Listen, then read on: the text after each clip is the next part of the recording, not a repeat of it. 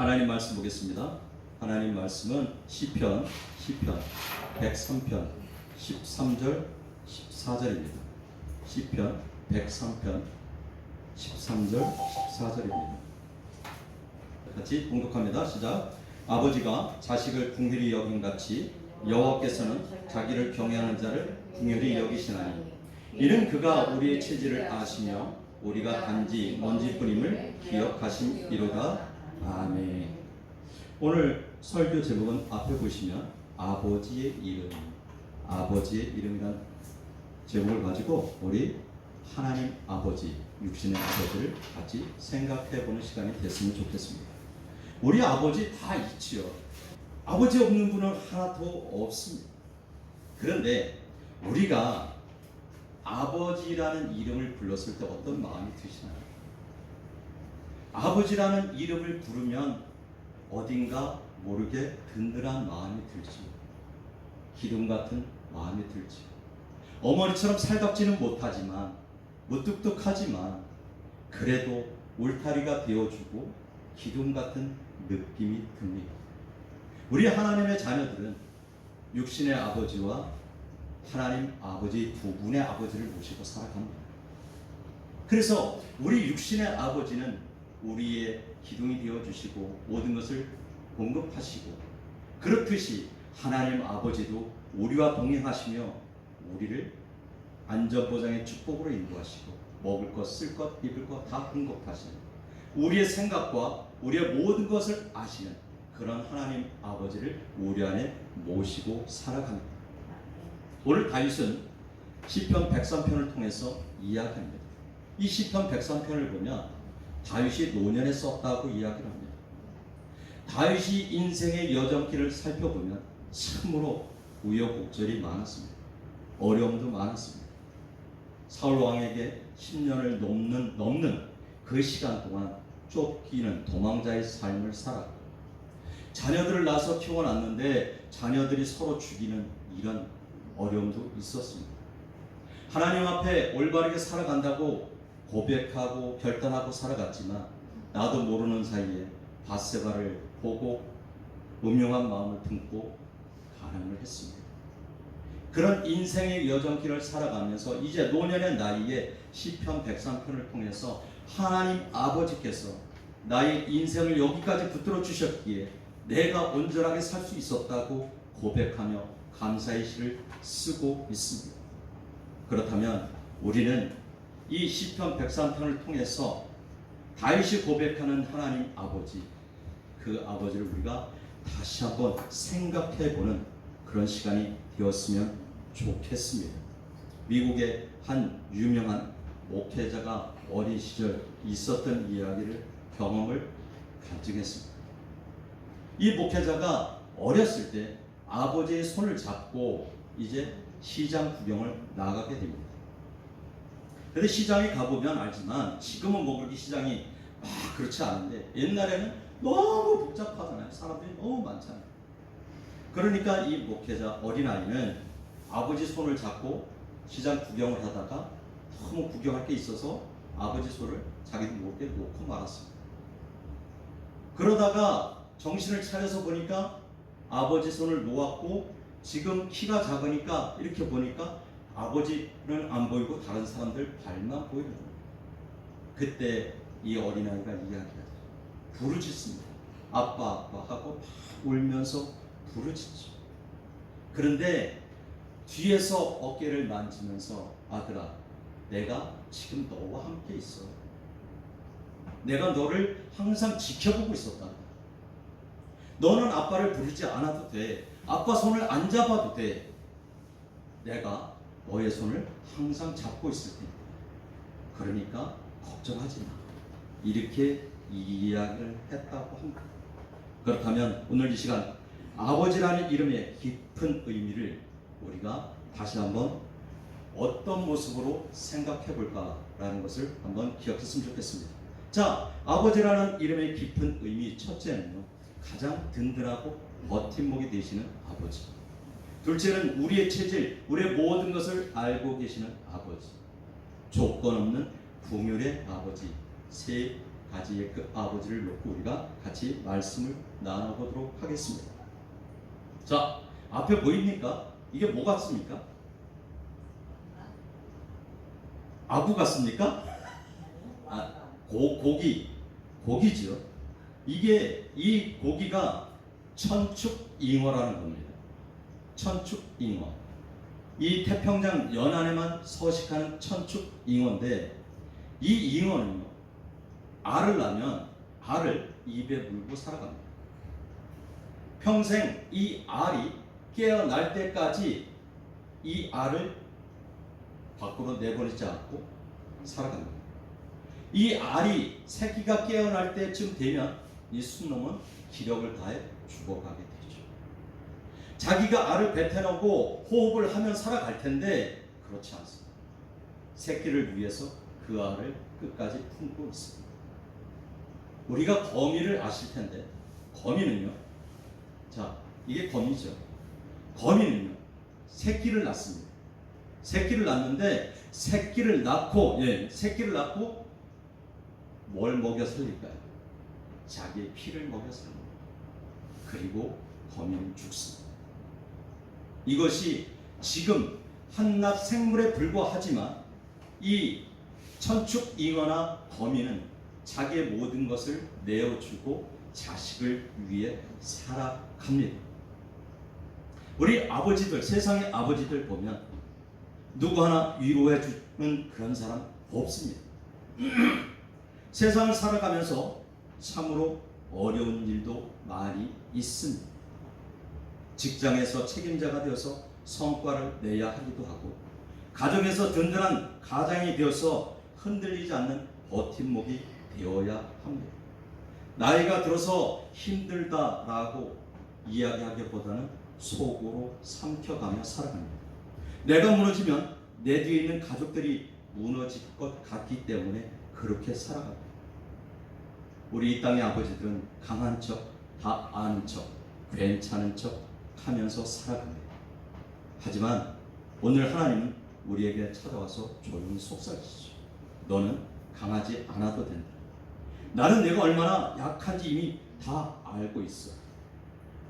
오늘 본문은 하나님을 무서운 심판주나 엄격한 감독관이 아니라 자식을 긍휼히 여기는 아버지로 소개하고 있기 때문에 그렇습니다. 그 아버지 예수님은 하나님이 우리를 사랑하심도 이 아버지와 동일한 모습입니다. 예수 그리스도를 인간의 모습으로 이 땅에 보내주시고 우리의 죄를 위해서 십자가에 못 박혀 돌아가게 하신 그 사랑, 그것이 아버지의 사랑입니다. 그 아버지가, 그 예수님이 천사들을 동원해서 얼마든지 로마 병정들을 물리칠 수 있었습니다. 그럼에도 불구하고 묵묵하게 채찍에 맞고 면류관을 쓰시고 가시 면류관을 쓰시고 그리고 십자가에 못 박혀 돌아가신 것입니다. 그것이 우리 하나님의 아버지이기 때문에 그렇습니다. 오늘 이사야 41장 10절은 이렇게 이야기합니다. 같이 읽습니다. 시작. 두려워하지 말라, 내가 너와 함께하리라. 놀라지 말라, 나는 내 하나님이 됩니다. 내가 너를 굳세게 하리라. 참으로 너를 도와주리라. 참으로 나의 의로운 손으로 너를 붙들리라. 하나님은 분명하게 이야기합니다. 세상 살아가면서 두려워하지 마, 내가 너와 함께. 하나님 아버지가 우리와 함께 하기 때문에 놀라지도 말고 두려워하지도 말라는 것입니다. 나는 내 하나님이 되기 때문에 굳세게 붙잡아 주겠다고 하죠. 그리고 우리를 도와주겠다고 하죠. 하나님의 의로운 오른손으로 우리를 붙들겠다고 합니다. 우리는 그 하나님만 바라보고 나가면 하나님께서 우리의 인생길을 책임져 주시기 때문에 그렇습니다. 우리 이사야 43장 2절 3절 같이 읽습니다. 시작. 내가 물 가운데로 지날 때에 내가 너와 함께 할 것이라. 강을 건널 때에 물이 너를 침몰하지 못하게 할 것이며 내가 불 가운데로 지날 때에 타지도 아니할 것이요 불꽃이 너를 사르지도 못하리니 대전하는 여호와 내 하나님이요 이스라엘의 거룩한 이요 내 구원자이다. 하나님은 분명하게 이야기하고 계시죠. 우리가 물 가운데로 지날 때에 하나님이 함께 하시겠다고 이야기합니다. 강을 건널 때에 물이 침몰하지 못하게 할 것이고 불 가운데로 지날 때에 타지도 아니하겠다고 약속을 하십니다. 심지어 불꽃이 우리를 사르지도 못하게 하겠다고 이야기합니다. 누구냐? 나는 너희의 하나님이다 라고 약속하고 있습니다. 우리는 그 하나님만 바라보고 나아가는 참된 모습이 되어지기를 예수 이름으로 축복합니다.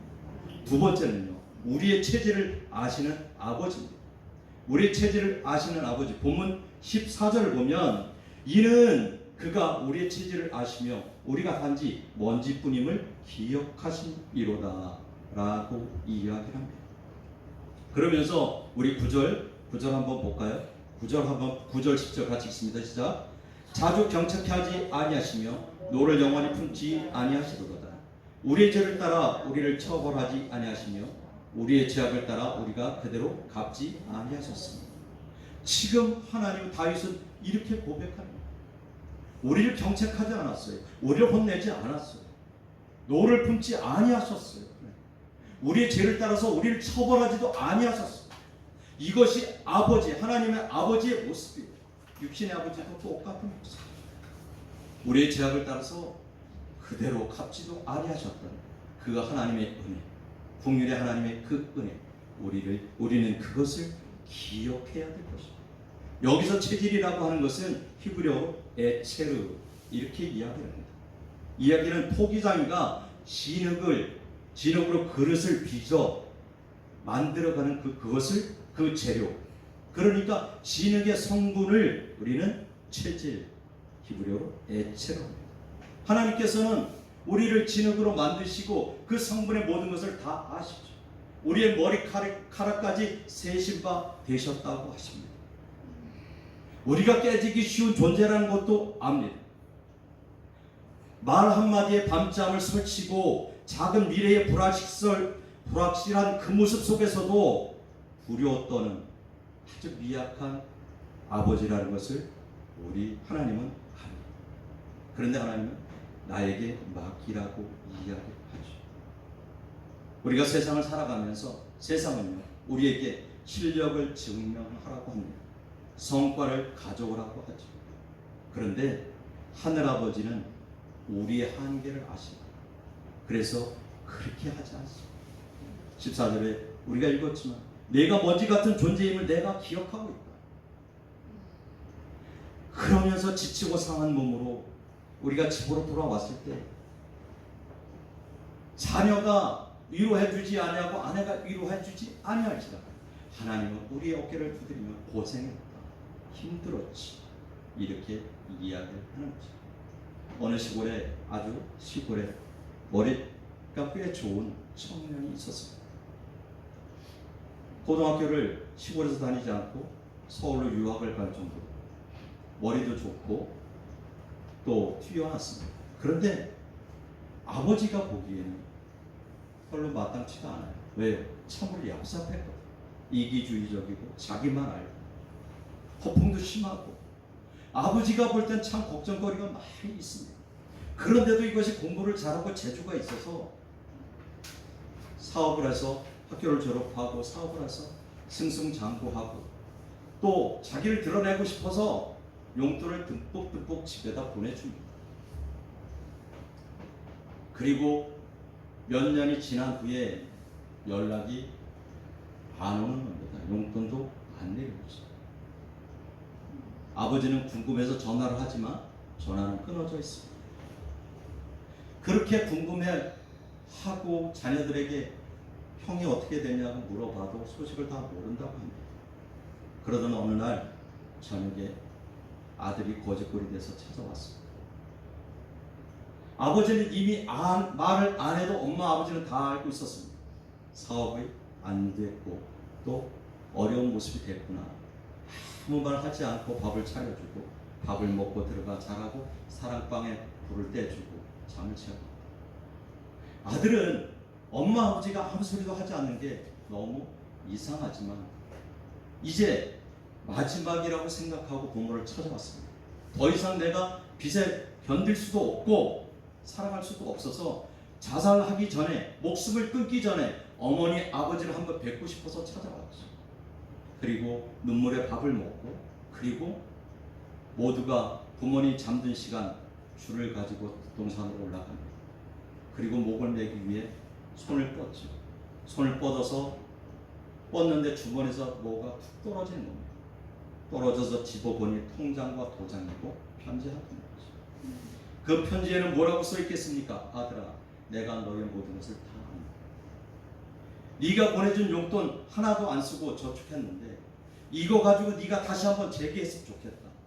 그리고 다음부터는 그런 허세 부리지 말고 정말 진실된 삶을 살았으면 좋겠다라고 이야기를 했다고 하죠.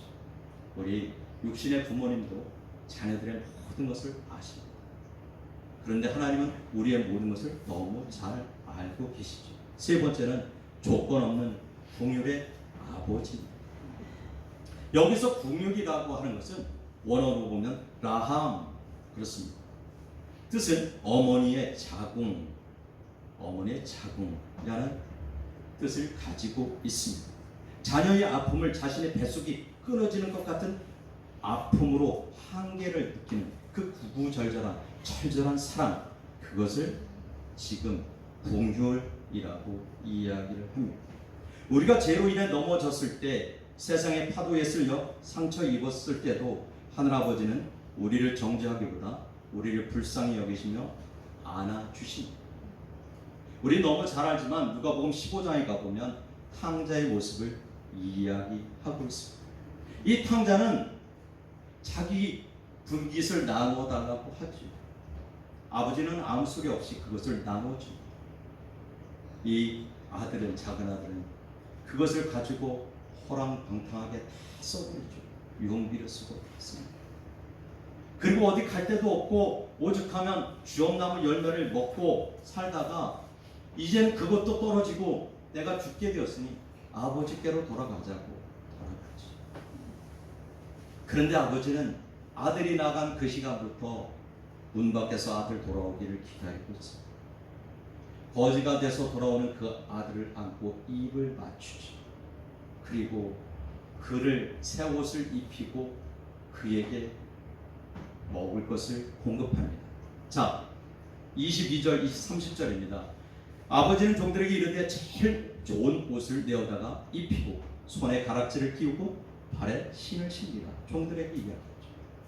그리고 20절, 30절에서 이야기하죠. 아버지의 살림을 창녀들과 함께 삼켜버린 이 아들이 돌아오매 창녀들과 모든 재산을 다 털어먹었다고 그러죠. 이를 위하여 살찐 송아지를 잡았다고 이야기합니다. 이것이 아버지의 마음입니다. 이것이 아버지의 모습입니다.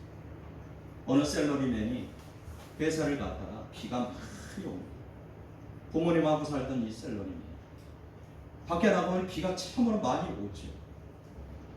그래서 고민을 하고 있는데 저 멀리서 피적 마른 할아버지가 손짓을 합니다. 쳐다보니 아버지가 우산을 들고 웃으면서 손짓을 하고 있는 거예요. 그래서 그 아버지 우산을 들고 집으로 가게 되죠. 그러면서부터 비가 오는 날이면 항상 아버지가 우산을 들고 아들을 기다립니다. 그렇게 시간이 지났습니다. 그날도 변함없이 비는 오는데 아버지가 우산을 들고 와 있으려니 생각을 했습니다. 당연한 것으로 받아들였습니다. 비가 오면 아들은 우산 가져가면 되는데 안 가져갔습니다. 아버지가 당연히 가져와 오고 있을 것이다. 그런데 아버지가 없습니다. 안 계십니다. 화가 났습니다. 아들이. 아니 도대체 오늘은 아버지가 왜 안 나왔대? 성질이 나서 비를 쪽박 맞고 집에 가보니 아버지가 우산을 들고 누워있는 것입니다. 어머니에게 묻죠. 지금 어떻게 된 일이냐? 그러니까 어머니가 이야기하죠. 몸이 안 좋은데도 아들에게 우산을 가져다 줘야 된다고 가다가 발을 헛디뎌서 넘어져서 허리를 다쳐 누워있다는 거예요. 그리고 약을 먹고 지금 잠이 드셨다 이렇게 이야기해요. 그 이야기를 듣는 아들은 눈물을 흘리며 회개했던 그런 모습을 우리는 알 수 있습니다. 우리가 잘 아는 가시고기는 유일하게 둥지를 트는 물고기입니다. 가시고기는 주둥이로 모래를 파고 수초를 갖다가 둥지를 만들어서 살아가죠. 그리고 그 가시고기가 알을 낳으면 이 순놈은 계속 산소를 공급하기 위해서 아무것도 막 먹지 않고 계속 날개짓을 하고 알을 흩어댑니다. 그렇게 하다 보면 이 가시고기는 새끼가 태어나게 되죠. 순놈은 기력을 다해서 아무것도 먹지 않아 죽게 됩니다. 이 가시고기는 아버지가 죽은 그 사체를 먹고 살아가게 됩니다. 이것이 아버지의 모습. 우리 하나님 아버지도 당신의 아들 예수님을 이 땅에 보내주셔서 십자가에 못 박으심으로 우리에게 사랑을 나타내 주셨습니다. 우리 이 아버지의 술잔에는 눈물이 절반이다 라는 책이 있습니다. 한번 시간 나면 사서 읽어보셨으면 좋겠는데 윤문원 저자가 쓴 책인데 잠깐 요거를 제가 좀 길은데 그래도 한 5분, 3분 정도 되니까 읽어드리고 예배를 마치도록 하겠습니다. 아버지란 때로는 울고 싶지만 울 장수가 없기에 슬픈 사람이다. 아버지 눈에는 눈물이 보이지 않으나 아버지가 마시는 술에는 보이지 않는 눈물이 절반이다. 어머니의 눈물은 얼굴을 흐르지만 아버지의 눈물은 가슴으로 흘러 가슴에 눈물이 고여있다. 아버지의 울음은 그 농도가 어머니의 울음의 10배쯤은 될 것이다.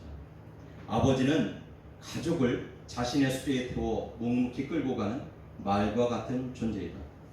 정작 아버지가 옷걸이에 걸고 싶은 것은 양복 상의가 아니라 아버지 어깨를 누르고 있는 무거운 짐이다.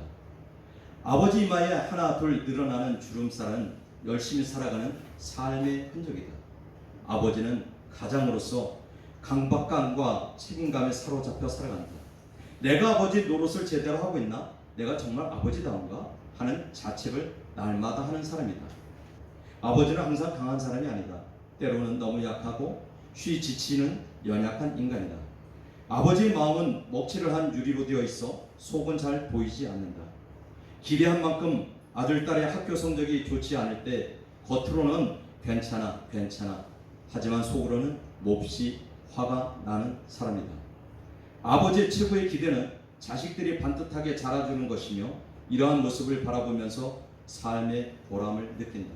어머니의 사랑은 산소처럼 항상 자식 곁에 있지만 아버지는 그 깊은 사랑을 감춘 채 대기하고 있다. 아버지는 비탈길에 서 있는 나무와 같은 존재이다. 위험한 등산길에 등산객의 손을 잡아주는 것처럼 자식들이 힘들 때 쓰러지지 않고 살게 하는 삶의 기둥이다. 아버지의 손은 자식을 위한 삶이 그대로 박혀있는 손이다. 바로 그 손으로 자식이 넘어지지 않게 손을 잡아주면서 사랑의 빛을 발한다. 아버지는 자식이 힘이고 자식은 아버지의 힘이다. 자식은 아버지의 그늘 아래서 아버지의 사랑을 먹으면서 성장하고 있다. 성공한 아버지만이 아버지가 아니라 아버지 있는 그대로의 아버지이다. 비록 부족하고 허점이 있어도 아버지는 아버지이다. 아버지는 아버지이기에 세월이 흘러도 가슴에 하나의 뜨거움으로 다가오는 그런 존재이다. 아버지는 뒷동산의 바위 같은 존재이다. 10월 말의 느트나무처럼 무더위에 그늘의 덕을 베푸는 존재이다. 끝없이 강한 불길을 같으면서도 자욱한 안개와 같은 그리움의 존재, 그것이 아버지이다. 우리 아버지라는 그 이름 앞에 우리가 숙연해지죠. 그리고 우리를 위해서 모든 짐을 짊어지고 가셨던 그 육신의 아버지처럼 하나님 아버지는 우리를 위해서 자신의 몸을 내어 주셨습니다. 가시고기처럼 말입니다. 그리고 천축 잉어처럼 말입니다. 그리고 자기의 피를 먹여 살린 거미처럼 그렇게 하나님 아버지는 이 땅에서 복음을 증거하게 하고 그렇게 우리가 원수마귀의 손에서 벗어나 하나님의 자녀로 살아가고 꿋꿋하게 살아가길 원하시면서 그렇게 일하셨습니다. 우리는 그런 하나님만 바라보며 인생의 어려움도 있습니다. 고난도 있습니다. 때로는 지침도 있습니다. 많은 세상의 유혹이 있습니다. 그럴지라도 우리는 우리 뒤에 계신 그 하나님, 우리의 손을 붙들고 계신 그 하나님을 의지하면서 세상 것 의지하지 말고 우리와 영원히 함께 하시는 그 하나님의 손을 붙들고 그 하나님을 의지하며 살아가는 우리 모두가 되기를 예수의 이름으로 축복합니다. 아멘.